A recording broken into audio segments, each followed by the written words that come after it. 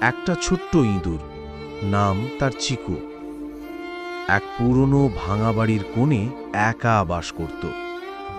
দিনগুলো কাটত লুকিয়ে লুকিয়ে খাবার খুঁজে আর একটা বিড়ালকে ভয় পেয়ে। নাম তার মিনি।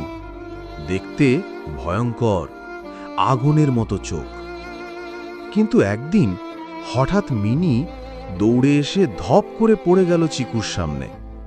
বড্ড ক্লান্ত, শরীরটা কাঁপছে। চিকু ভয় পেয়েও কাছে গেল।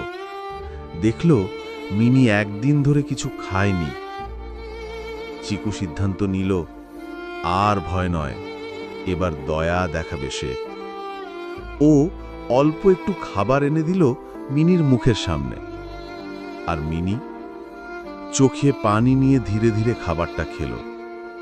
সেই দিন থেকেই ভয় আর শত্রুতা হেরে গেল বন্ধুত্ব আর মায়ার কাছে। আজ ইঁদুর আর বিড়াল একসাথে রোদে বসে দেখে পুরনো দিনের গল্প, আর মনের মধ্যে বলে যে কেউ জন্ম থেকে শত্রু হয় না, ভালোবাসা সব কিছু বদলে দিতে পারে।